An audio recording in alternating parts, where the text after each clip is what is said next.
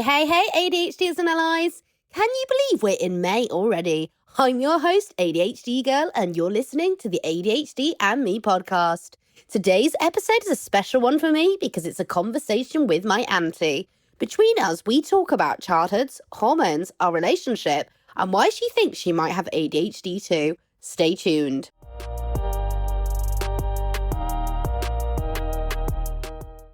Okay, first I must apologise because I've got a bit of a bad cough going on at the moment, so if I sound a bit like nasally, that'll be why. But welcome, Auntie Lynn.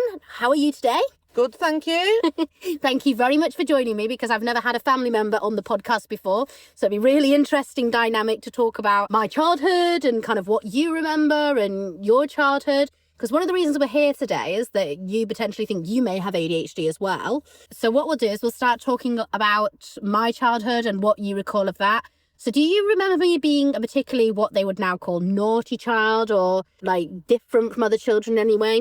Yeah, quite misunderstood because I don't think there wasn't any talk about it then, was there? Yeah. I think as there is now. Yeah. There needs to be more, but it's more talked about now. Yeah, because I was diagnosed back in 1998. So, and I think the first case in England was diagnosed in 1992. So I was actually diagnosed quite early when you consider that. Which is swings and roundabouts because yes, obviously it was good to have that diagnosis, but without the awareness, what's the kind of, literally all you're getting is the medical side. You're literally getting the meds and that's it. Yeah, and there you go. Yeah. So do you think I was particularly energetic or do you think I was textbook ADHD, like hyperactive, loud? What would you say about my personality? Yeah, textbook really. Yeah. Hyperactive, misunderstood. Yeah.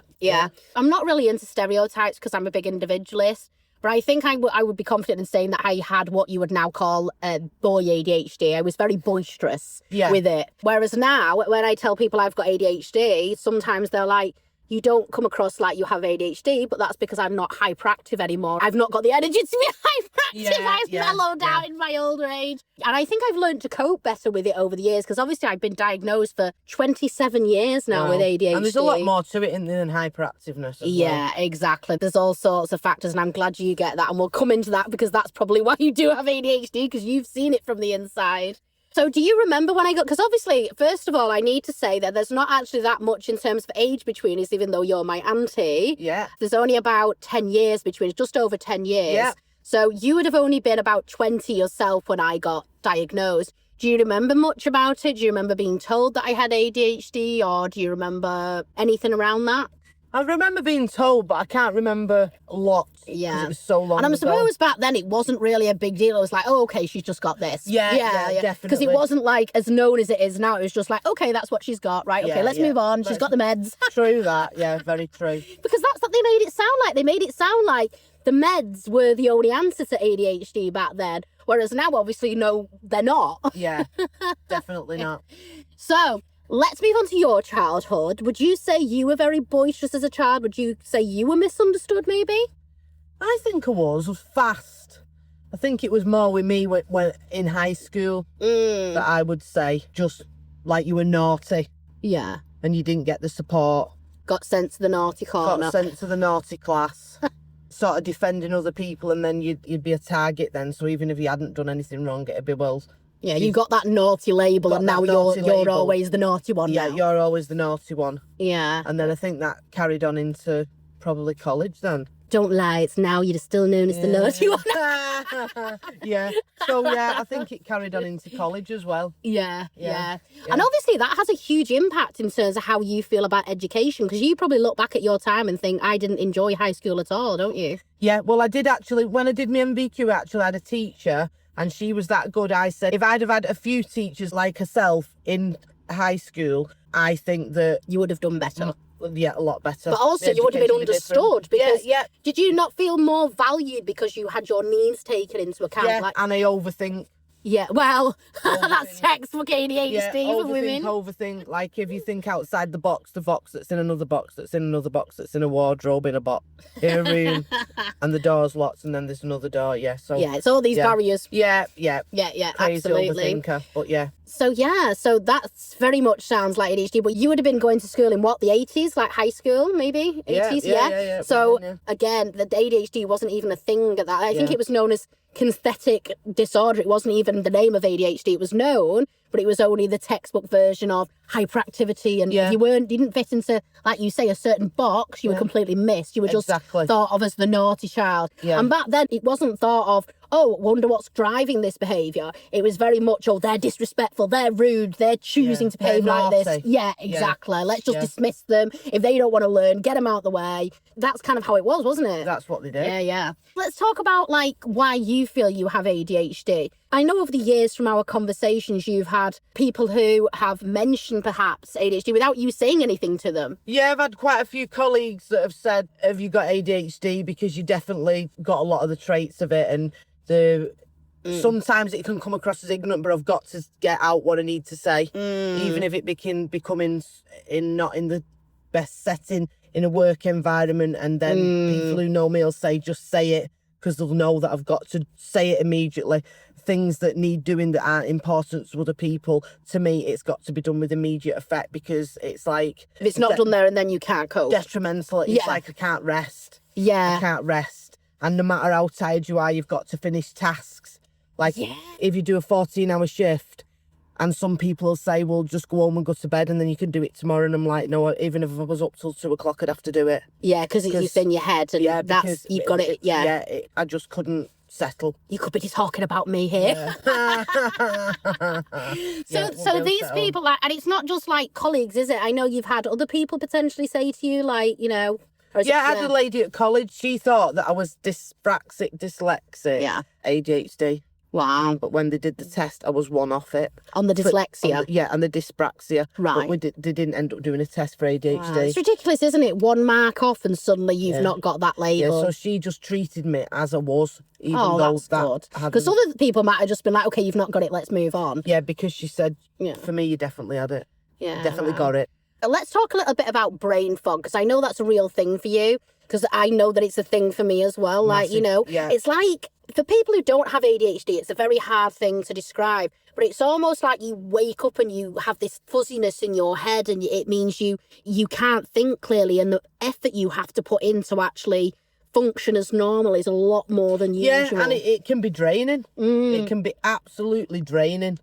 So what can be for somebody else who hasn't got it, even though I've not got a diagnosis, they might think, well, it just needs doing. But then I think with somebody who potentially might have ADHD, it's the overwhelmingness that it's got to be done. Exactly. And it can be it can drain the life out of you. And frustrating as well, because you're thinking, I just need to get this done right now, here and there. Why won't my brain cooperate? Yes. Yeah, exactly. And it's not, I think there's a misconception of, with ADHD, it's the willingness. You're just not trying hard enough. You're just not wanting to do it. And actually, sometimes with the best will in the world, you still struggle. Yeah, I don't think that's the case at all, because it's probably the opposite way, isn't it? That you're trying to do 90 things. Yeah, exactly. And it's draining, isn't it? Yeah, exactly. Yeah. Now, another thing I want to talk about, particularly with you, because I think you're the best person to discuss this with, is hormones. Because I know with my ADHD, time of the month, oh my gosh, I turn into the Incredible Hulk. I literally go from 0 to 100 miles an hour. It's a very common thing, and it's not talked about enough, that ADHD, because it messes with your, like, neurofunction in your brain and stops you from thinking clearly anyway. Yeah. And then obviously you've got all these hormones once a month that kind of mess with that on top of that. So it's like a double whammy. So every time, like, I get PMS, it's like, oh my gosh, it's like being hit by a train. Yeah. So I know you have a lot of experience with that. Yeah, well, obviously with the hormones, with the endometriosis, that heightens the hormones, and then with what I think ADHD, and then the hormones with that, it can put you in dark places at times. Yeah. Because just the overwhelmingness of everything, and then the hormones as well. Yeah. Very hard, difficult to keep it at bay. Yeah, and sometimes I feel like when I have PMS, I feel like everyone's against me. I become so defensive, because I'm like, why isn't things happening? I feel like the world's against me. Like, I know it's nobody's fault logically, but then I feel like everything's going wrong, and because I start to overthink things even more. Yeah, well, I'll give you an example. So I've had PMS quite recently. Not that anybody needed to know that, but I was driving along and my oil light came on. Now, I've owned a car for like, how old am I now? I've owned a car for about 20 years now. Probably a bit less than that, 18 years. I've never had an oil light come on before because I've usually only ever had brand new cars or well looked after cars. Now, this car I've had since August and the oil light came on. Now, if this was on a day that I didn't have PMS, I probably would have thought, oh, it's okay. I'll get some oil at some point today and I'll change it. But straight away, my head went to anxiety. The car's going to stall. You're not going to get anywhere because it's just going to, the oil's gone. Like, it just makes everything so much worse. And people will say, well, it's not the end of the world. But then people who do know you properly will just help you because they think, well, it's not the end of the world to Joe Blogs, but to me at that moment in time, for doing something that might be the tiniest thing in the world to somebody else is the whole world because it's important at that second. Yeah, I completely agree. This is what people don't get. It's the mental effort. With ADHD, mental clarity and emotional regulation, I think for women, they're the biggest things. And they're the biggest things that are impacted by hormones. Yeah. So it's almost like God's got a sense of humour in that case. Yeah, it's cycle, isn't it? Yeah.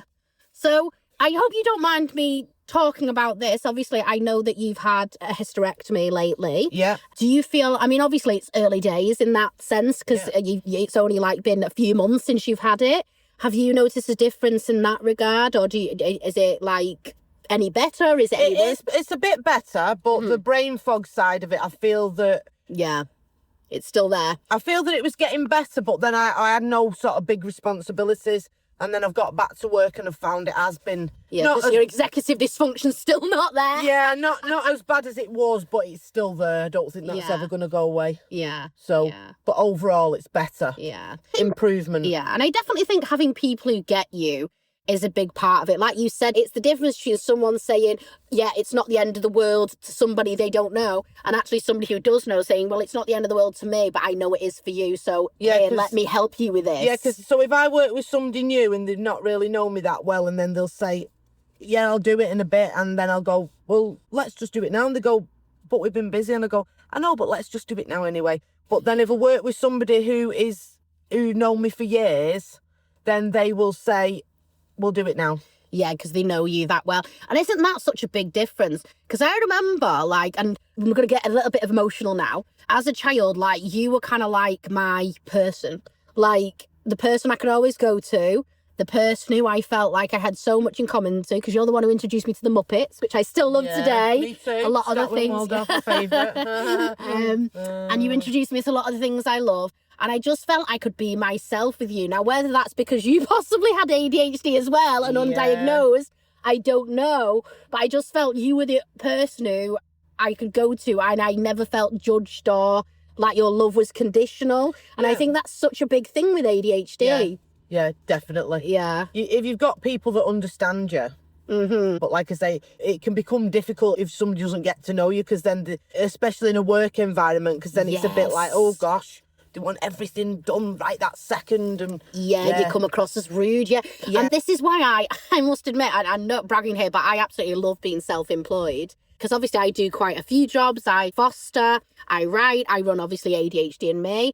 And the fact that I don't have anybody on my back telling me how to do things or knowing that I have to do things a certain way is so freeing. But I know equally there's people with ADHD who need that 9 till 5 or need that shift and need to be working with other people and need to, do you know what I mean? But I've been in jobs where I was teaching and I was grossly misunderstood by people to the point where I felt like it was just such a toxic environment because it was like, you can't meet this certain standard because you're too different, therefore you're not suitable to be working here. Do you know what I mean? Yeah. Then you can have the flip of the coin because then some people who know me well will say at work, we could give you 50 jobs because we know that the 50 jobs would get done. Oh, that's a lovely way to look at it. Because you wouldn't settle on... We wouldn't do that, but you could potentially do that. So basically what they're saying is you're reliable. We know you're reliable because you get it done. Because you wouldn't then able to go home and sleep at night, even if it was just a little list of things. Yeah. Or the biggest. Yeah. So we know your anxiety works for you and for us. Yeah. So it works well on that side of it because you know that list has got to get crossed off. Yeah. Even if it's taking you the next 8 hours, you're doing it. And One final thing I want to ask you, because I know this answer varies via different adults. Do you think, obviously, your age, you're in your late 40s, I hope you don't mind me saying that. No, it's fine. Do you think you would like to pursue a diagnosis, or do you think you're happy knowing that you probably have it, but not taking that step? Like, at the moment, I'm as it is, but who knows what the future. Yeah. Do you think if your symptoms went like a lot worse, that's when you... definitely. Yeah. And I do read about a lot, and it seems to be more women my age that are getting a diagnosis, and now they've that's answered a lot of things. Yeah. Do you think you would feel differently about yourself if someone said, right, you've definitely got ADHD, you've been diagnosed by a doctor? Because I know for some people it is a form of validation, whereas for others it's just like, okay, that's just part of who I am. Like, which side do you fall on in that? I probably might think just it's part of who I am. Yeah. Because you've always been quite self-secure, really. Yeah, and you can't go back, can you, and say, well, repeat school, or, you know. It is what it is, basically. You can only move forward. Yeah, exactly. Yeah. Oh, well, thank you very much. I think this has been a great conversation, and I will catch you again. Enjoyed it. Thank you very much.